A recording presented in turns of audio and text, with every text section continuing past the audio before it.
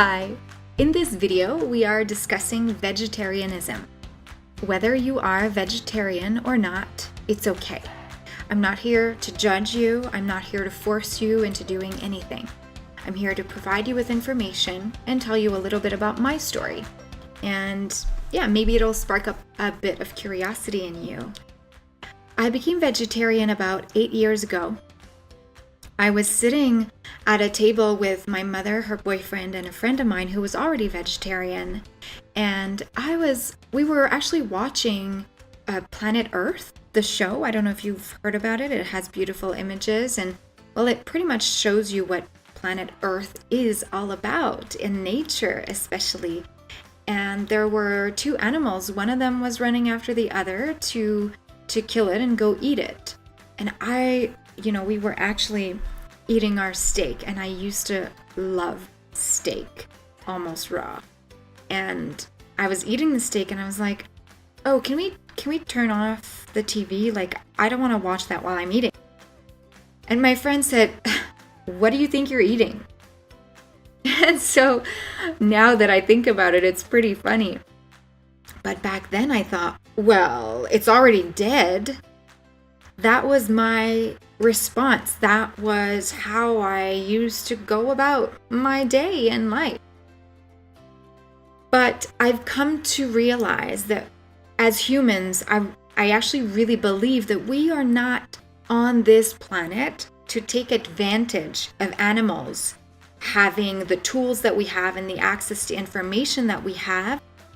The animals are not here only for our benefit. They are here to serve a purpose as well. Okay?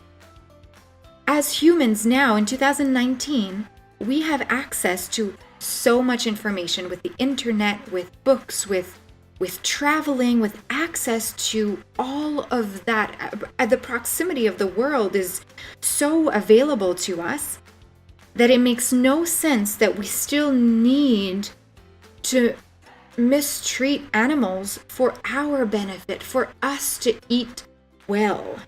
We actually have come to know that I've come to know that I don't need to eat animals to be healthy. I really don't. And, back in a long time ago, there was close to 80% of people working in farming. Now it's under 30%. We need those people. We still need the people to farm the vegetables and all of that. But the animal crop is actually one of the worst for the environment. Even if you don't want to stop eating, even if you don't want to stop with your eating habits, you can still think about the environment. The pollution of how it is to raise the animals. It's incredible. I'll post some links so that you can watch some documentaries and maybe read a few books or click on a few links and get yourself a little bit more informed about that reality. I want to reiterate that I'm here to help you on this journey and to guide you. I'm not here to push you in any way, and you can do this or not at your own pace, really. It's also said that there are different blood types that are better suited to be vegetarian. I forget which one it is, but you can always ask your doctor, your naturopathic doctor, if ever you have one. If you don't, try to find one. It's great because they heal you from the source and they try to prevent illness instead of treating just from the symptom.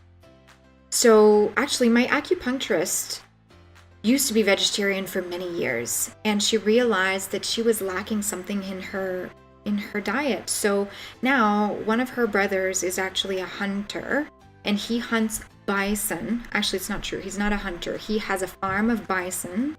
And so she knows where the bison is from. It's a small farm. They take care of their animals. And she has only that kind of meat in her freezer.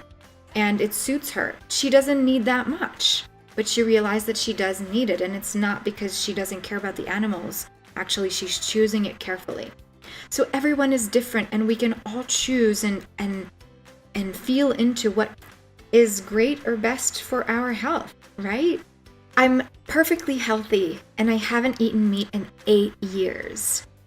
I've recently dialed down with dairy So no more cheese. I used to be like called the mouse because I would eat so much cheese, but I'm reducing my cheese intake, reducing my eggs, I haven't had yogurt in so long, milk in so long, maybe a muffin here and there, but I notice how it makes me feel. It's not just about ethics, although there's a big part of that for me, but it's about how it makes me feel.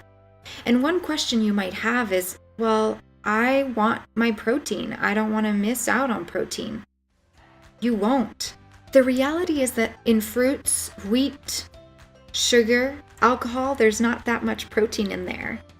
So if we have a diet that's based a lot on that, it's not going to give us that much protein.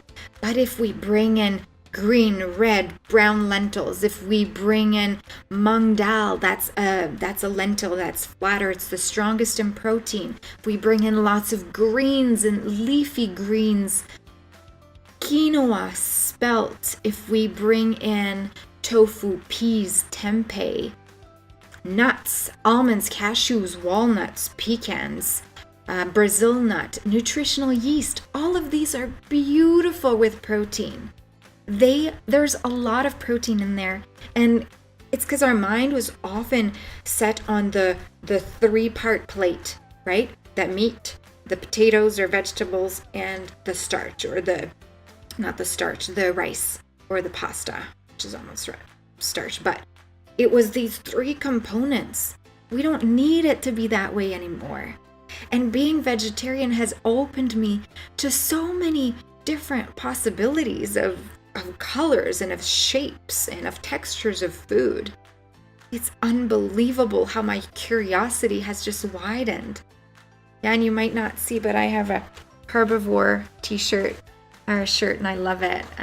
It doesn't say vegan, or it doesn't discriminate anyone, but I like to wear that because it reminds me of the animals and of the plants and of how I actually want to be connected to that and live my life more in link with the earth, right? One last thing I'd like to finish this video on is one of my teachers. She's the founder of Jivamukti Yoga. Her name is Sharon Gannon, and she says around eating meat, she says the fact is that we don't have to. So that's something that you can think about. The fact is we don't have to. Not anymore. Not in our day when we can plan, when we can choose, when we can inform and educate ourselves. And I really believe in you. You don't have to do this all at once. Again, I'll give you some links and resources to take it one step at a time, and especially to feel into how it actually feels for you. All of these changes, you might be amazed into how good you feel with no meat in your diet. You got this. Have a beautiful day.